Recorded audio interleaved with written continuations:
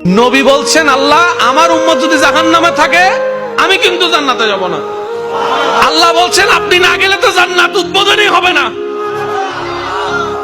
এবার মামলা কি দাঁড়ালো?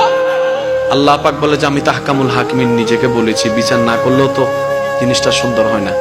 অনবে একটা কাজ করেন, ওয়ালা সাউফা ইউতিকা রাব্বুকা ফাতারদা, আমি কাউকে বলি নাই, আপনাকে না বলেছি। ওমা আরসালনাকা ইল্লা রাহমাতাল লিল আলামিন, কারো সম্পর্কে নাজিল করি নাই, আপনাকে দিয়েছি। ওয়ালাল আখিরাতু খায়রুল লাকা মিনাল উলা, কাউকে বলি নাই, আপনাকে বলেছি। আর আমি আল্লাহ ভালো করে জানি আপনি হচ্ছেন উম্মতের দরদি নবী। আপনি নিজের জন্য কাঁদেন নাই, সন্তানের জন্য কাঁদেন নাই, পরিবারের জন্য কাঁদেন নাই, নাতির জন্য কাঁদেন নাই, যত কেঁদেছেন জীবনে সবকিছু উম্মতের জন্য।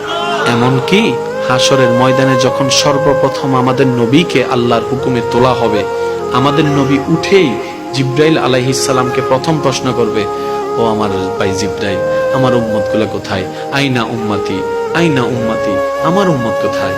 আমার উম্মত কোথায়? আমার উম্মত কোথায়? আমি ওঠার আগেই নাকি আমার উম্মতকে জাহান্নামে দিয়ে দিয়েছো নাকি? আমার উম্মত কোনো জাহান্নামে চলে গেছে নাকি?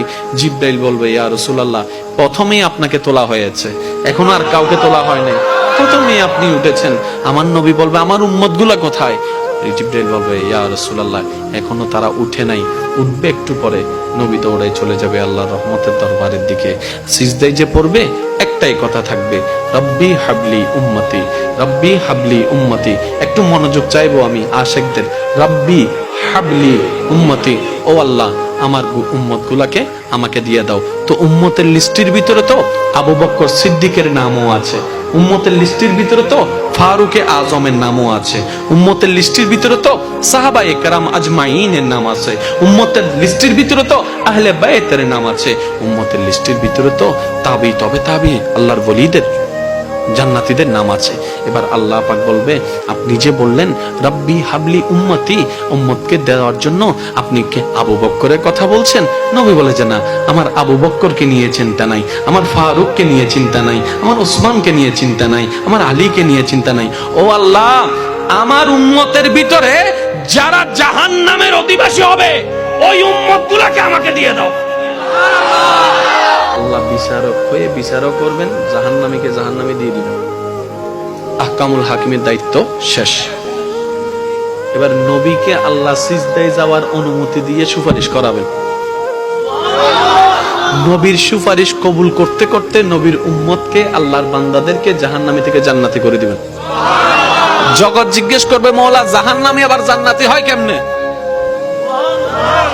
ফেল কখনো পাস হয় না, পাস কখনো ফেল হয় না, কথা বলেন না। দিন কখনো রাত হয় না, রাত কখনো দিন হয় না, জাহান্নামী কখনো জান্নাতি হয় না।